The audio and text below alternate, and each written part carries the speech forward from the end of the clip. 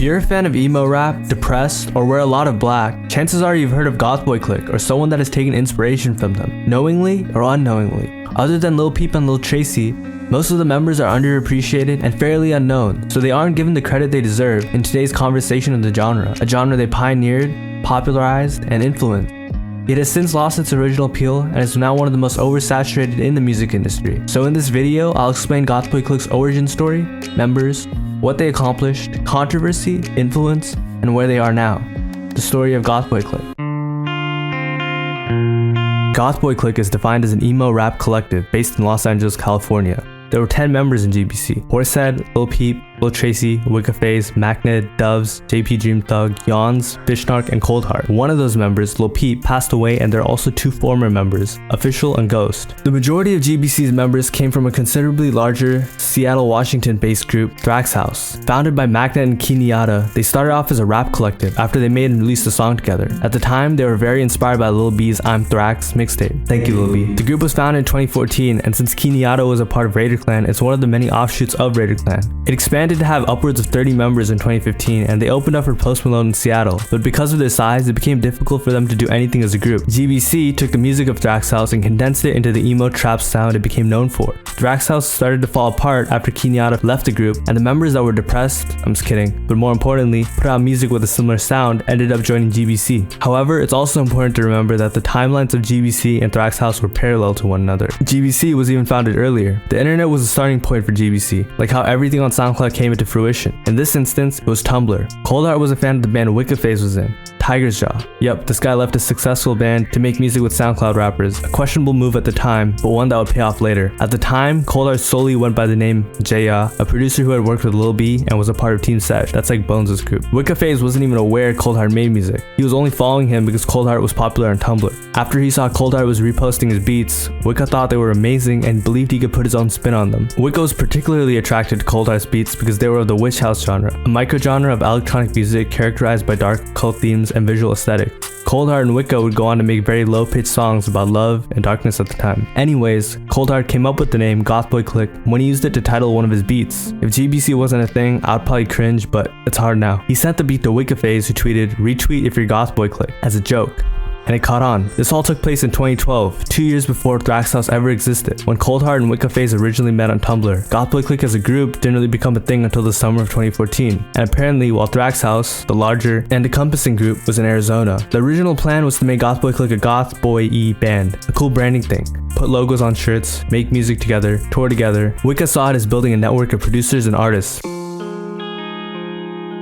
So how did all the group members meet each other? I'm not gonna lie, it's mad confusing, but bear with me. They all sort of just connected. Coldheart and Wicca met through Tumblr and started e-dating. Wicca asked to join Thrax House by NetArb. Tracy and Horsehead were living in a crib with NetArb. Horsehead met Coldheart through NetArb. Macned was the founder of Thrax House, of course. JP Dream Thug was just one of the day ones. Then around 2015, Doves, Fishnark, and Yawns joined. So to summarize that, Coldheart and Wicca founded it, and once they were in Thrax House, they merged it with a small group of Thrax House's members. Doves would later join through Wiccaphase. The final addition to the group was Lil Peep in 2016. After him, the doors closed. Most of the original members had met in 2014, but some, like Wiccaphase, met all of them when he booked a show in LA in 2015. And finally, Peep met them and joined in 2016. They weren't always together either. Macned didn't start spending lots of time with Peep until Tracy's manager got him and Tracy a house, while Wiccaphase was not based in LA. From 2016 to 2017, they were very united when they were getting more opportunities and playing shows. Almost every member in GBC was in a group before they joined. Here's some of the groups each of the members have been in. Coldheart, or Jarek J. Colcito, grew up in Long Beach and began making music at the age of 18. At the time, he was the producer Jaya and was even in Team Sesh. He was doing vocals under the name Coldheart Rich Boy and then shortened his name to Coldheart before joining Thrax House and GBC. Wiccaphase Springs Eternal. Adam McLee, born in Scranton, Pennsylvania, the same place the Office took him. He began his career as a member of the band Tiger's Jaw, which he would depart from to pursue his own personal career. He eventually stumbled upon the SoundCloud scene through Twitter and Tumblr and founded GBC. Horsehead, or Chris Thorne, is from Southern California. He started releasing music around 2009 and was previously a part of many bands. He only started rapping once he joined Thrax House. Macned, William Anthony Trey Gable III, grew up in West Seattle. Fun fact, his dad made music with Kenny G, and Kenny G is even Macned's godfather. Very based. Lil Tracy, born Jazz Butler, is the youngest member of GBC. He grew up in Virginia and Seattle and was invited to Thrax's house by Nedarb when he was 18. If you want to know more about him, I have 2 videos about him on my channel. JP Dream Thug. Milo Steven Guerra is from San Antonio. Other than making this masterpiece, in an interview with Horsehead, he described JP as just a homie that's been down since day one. He doesn't make much music anymore. Doves. William Howard, closely affiliated with Wicca Phase. They met after he sent him beats by email. He's very mysterious and just makes solid music. Yawns. Roman Luna is a DJ and producer from Phoenix, Arizona. He played in numerous bands as a kid before joining Thrax's house as a producer and eventually joined GBC, where he did a lot of graphic design and DJ work. In particular, he was Lil Peep's DJ when Peep started touring in 2016/17. Fishnark. Benjamin Friars Funkhauser is a producer and artist from Seattle, Washington, who joined Thrax's house and GBC in 2014. He's primarily recognized for being a producer as a part of GBC, but returned to doing vocals in 2019. Lil Peep. Gustav R. Born and raised in Long Beach, New York, the final addition to GBC was Lil Peep. Before he joined, the well-known underground blogger Internet Hippie requested that he join Horsehead and Cold Heart on a song. He later met Tracy through Nedarb when they made YT. Peep was a fan of GBC, but it didn't help his case when trying to join the group. The group took a vote and there was a split, but after meeting him at a show, they decided to let him in. On September 16, 2016, Lil Peep officially joined, and the doors to the group shut. Official and Ghost. Official isn't actually an older member, it's just a moniker Fish used to go by for vocals. Ghost, who joined GothBoiClique early on but didn't stay long, was one of its original members. Through Facebook, he connected with Horsehead and Cold Heart, with whom he frequently collaborated on music with. One day, he seemingly vanished. It was actually because he became an exchange student in his last year of high school in Europe and wanted to get away from the Friday night chat room lifestyle he was living. In his words, he didn't have time for making music at that point of his life. He goes by cult member now, so the poor guy just wanted to touch some grass. The best way to describe GothBoiClique's music would be emotional trap music. What you would imagine the emo kid who always wears a hood and wears black is listening to in their headphones. Nedarb goes into detail about it here. Emotional trap music. There's a lot of the beats. I mean, they have like, you know, trap elements like the hi-hats and the heavy 808s and shit. Yeah. And then like, you know, the samples would be like punk songs or, you know, guitar. So something along that type of line. Like if pop punk was like as relevant as it was maybe like 10 years ago, I think this would be like the newer version of what that is. Funny enough, a couple years later, pop punk did have its resurgence, and GBC wasn't really credited. Definitely not Nedarb. To understand GBC's sound, we have to go back to their influences. Although they all come from diverse backgrounds, they all share a similar set of inspirations. As they were growing up, they listened to southern rap, emo artists from the 90s, and pop punk acts like Blink-182. They took samples from rock bands like The Microphones, American Football, and alternative indie bands like The Postal Service. Cold Heart. Our music is like early 2000 kids grown up, cause like all that influenced me. Rap was the first genre many of the members were introduced to. The first album Cold Heart ever bought was 50 Cent's Get Rich or Die Trying when he was 8 years old. That's mad young. Likewise, when he was very young, Lil Tracy used to listen to Soulja Boy, OJ the Juice Man, and Gucci Mane. Both Tracy and Cold Heart went on to discover different genres. Tracy got into alternative music like the Helio Sequence, more rap like Lil B, while Cold Heart found Ozzy Osbourne, Soulja Boy, and everything in between. Horsehead was into bands like Blink-182 and Nirvana, as well as rappers like Nelly and 50 Cent. Additionally, they spent their formative years on platforms such as MySpace and DatPiff. If you're unfamiliar with DatPiff, it's a website where you can download mixtapes from. Nowadays, we're just on Twitter and TikTok. For them, Lil B was as important as Blink-182. Naturally, each of them were more influenced by certain genres than others. Lil Tracy and Magnet leaned more into rap, Horsehead, Wicca Phase, Cold Heart, and Doves into singing, and JP Dream Thug, even Wicca Phase, are a bit more futuristic. Lil Peep, Magnet, and Tracy even did both extremely well. Returning to their sound, they're an intersection of emo and modern trap. Melodic emo trap. Their beats have acoustic samples from pop punk and indie rock, with the drums of modern trap, and they sing about depressing topics over these beats. Their heartbreak, depressing attitude, and just emo selves in general. The main themes present in their music are heartbreak and depression, along with their GBC aesthetic. All black,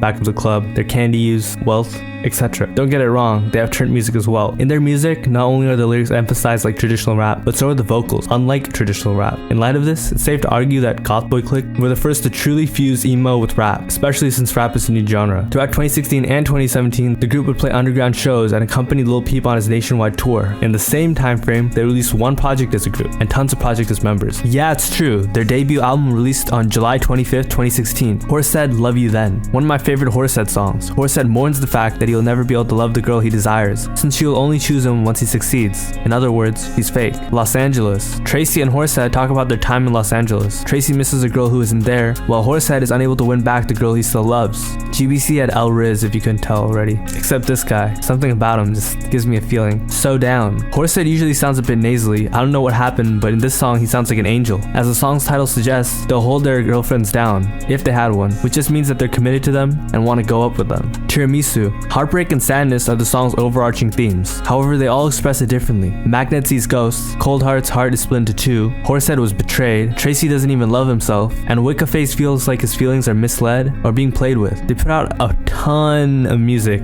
so here's just some music I want to highlight. Cold Heart wants his ex to love him again. He reminisces over the memories they made, but she won't anymore. Cold Heart featuring Lil Peep, Dying. Cold Heart's biggest song. In it, they both believe there's only one girl for them. They both resort to drugs for the anxiety and depression they face. It's about addiction in America too. Virtually everyone is addicted to something these days and is going through their own struggles. And by now you'll notice these guys love to sample, which is why a lot of their music isn't on streaming platforms. Castles 2. When your song is translated into 6 different languages on Genius, you know it's popular. Someone even took the time to translate it in the native language of Hungary. Peep and Tracy come through with their signature melody-heavy emo rap. They rap about love, their frequent drug habits, and from what I see, Castles symbolizes the furthering of their careers, where they're away from the fake people once they've become successful. Last fall, everything was going great. They could have been great together, if they lasted, but they're depressed now. Come Over When You're Sober was Lil Peep's most successful album. He brought along his fellow GBC members, Horsehead and Magnet to open for him, and Yawns was his DJ. This was the tour he passed away on as well, and where all the rumors sprung up from. It's as influential as well put together. He really found his sound on this project and put a lot of work into it. All black fit. They're just describing their aesthetic. All black in the back of the club. Horsehead is L Riz, so he's attempting to locate the hoes. I don't think he ever found them. Magnet, Pictures 2. Pictures 2 was the sequel to Tracy's underground hit Pictures, also produced by Big Head. The song is mad long. They compare their life to a picture, not a movie. Hollywood Dropout. Magnet describes his addiction and lifestyle. He has more trauma than most, and he pops pills to self-medicate, but admits he was lying to himself, even his mom, that he was addicted. He took what his loved one sacrificed for granted. On November 17, 2017, Lil Peep passed away, and like with any young celebrity passing away, his fans pointed the finger at the people who were close to him, specifically Magnet, who they made up murdered Lil Peep, claiming the group was conspiring to kill him after they learned he was leaving. If you have more than a couple brain cells, it sounds crazy, but a lot of people bought into it at the time, and despite heaps of evidence against the theory, some still do. Wicca Face sums up the stupidity of that theory pretty well here. The way Gus stuck his neck out for us on that tour is so crazy. And the way he put on for us is more than any of us could have ever asked for. Like, we wouldn't ask him for anything, right? Where we were just happy to have another member that fit in to our group. He did 2 tours. He just brought GothBoiClique. He would tell us all the time, whoever wants to come, come. So the fact that people would suggest that we were so greedy as to want more and take it to the lengths of killing him is insane. It's insane. It's like absolutely insane. His mom also accused Magnet of stealing some of Peep's clothes, but they seem to be on good terms now. Peep actually had a habit of giving clothes and jewelry away. I guess his mom just wasn't aware of that. However, most of the damage is done, and it looks like Magnet is gonna get death threats for the rest of his life, which is really messed up. To make matters worse, Lil Peep's label, who his mom has filed a lawsuit against, produced a documentary where the blame was placed on those around Peep. And who could that be? You guessed it, GothBoiClique. 4 years later, a hacker who had leaked plenty of Lil Peep related content leaked a conversation between McConan and Peep where he said he was leaving GBC, but it doesn't have anything to do with his death. It just confirms what Fat Nick and a couple other people were saying. To be clear, he was a part of GBC till his death. There's just a possibility that he might have left after the tour was over, but even that's up in the air. He may have just been succumbing to pressures from those around him and his management, who had already moved him to London. Aside from the public's perception of GBC, Peep's death was very tough for the group itself. Wicca Face said, "I never really had a friend die, much less anyone that I worked on music with. As a person, he was sweet and incredibly generous. He made it clear that the success he had coming his way, which was guaranteed because of the deals he made, he wanted to share it with us. It's refreshing to hear that from someone who was 8 years younger than me. He was a kid." Cold Heart has also stated that since Peep's death, he no longer glorifies drugs after he's seen what they could do. Magnet works at a rehab center and has become completely sober since the incident. Tracy didn't take it too well and still gets harassed by Peep fans. In an interview with Juice WRLD, where he was asked where the inspiration for mixing elements of rock, alternative, and emo bands in rap music, and everyone wanting to be a rock star came from, he said, "I think it came from SoundCloud music, like Peep and Tracy, and people like Horsehead, W Juice. Aside from that, most of the cookie cutter emo rappers really benefited off the sound GBC pioneered. It's not really the sound that's currently trending anymore, but there were so many rappers making emo rap and labels trying to push the sound at one point, and none of them could really do it as authentically or stylistically well as GBC. It would mostly just look cringe. Really cringe." Currently, Coldheart is a father of 2, Macned works at a rehab center, Horsehead still releases music, Tracy's still beefing with people on Twitter, JP Dream Thug drops 1 song a year, Wicca Phase hasn't slowed down a bit, and the rest of GBC are doing fine as well. The group went on tour without Tracy in 2019 and was set to make a follow-up album in 2020, but quarantine derailed those plans. And despite spending less time together than they did in 2017, the members of GothBoiClique still get along well. That's it for this doc. I go by Rashad Fashir. I'm starting a Discord. The link will be in the description and the comments. Feel free to join if you want to talk to people with a similar taste of music as you or just have fun. You can ask me anything in there. I'll be in there 24/7. Okay, bye!